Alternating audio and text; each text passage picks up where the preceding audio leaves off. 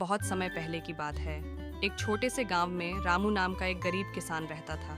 वह अपनी ईमानदारी और सच्चाई के लिए पूरे गांव में जाना जाता था। रामू के पास एक छोटा सा खेत था, जिसमें वह दिन रात मेहनत करता था। एक दिन रामू खेत में काम कर रहा था कि उसकी पुरानी कुल्हाड़ी गलती से पास की नदी में गिर गई। रामू परेशान हो गया, क्योंकि कुल्हाड़ी के बिना वह खेत में काम नहीं कर सकता था। वह नदी के किनारे बैठकर रोने लगा।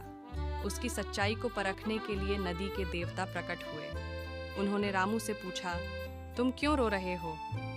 रामू ने ईमानदारी से सारी बात बताई। देवता ने कहा, चिंता मत करो, मैं तुम्हारी कुल्हाड़ी वापस लाता हूँ। देवता नदी में गए और सोने की कुल्हाड़ी लेकर आए। उन्होंने रामू से पूछा, क्या यह तुम्हारी कुल्हाड़ी है? रामू ने जवाब दिया, नहीं, ये मेरी कुल्हाड़ी नहीं है। इसके बाद देवता ने चांदी की कुल्हाड़ी निकाली और पूछा, क्या यह तुम्हारी है?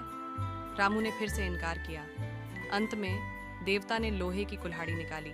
रामू खुशी से बोला, हाँ, यही मेरी कुल्हाड़ी है। देवता रामू की ईमानदारी से बहुत प्रभावित हुए।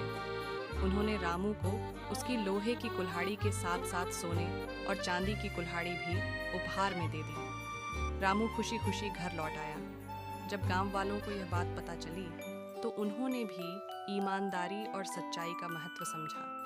शिक्षा: सच्चाई और ईमानदारी हमेशा इनाम लाती है। चाहे परिस्थितियां कितनी भी कठिन क्यों न हो, हमें सच्चाई का दामन नहीं छोड़ना चाहिए।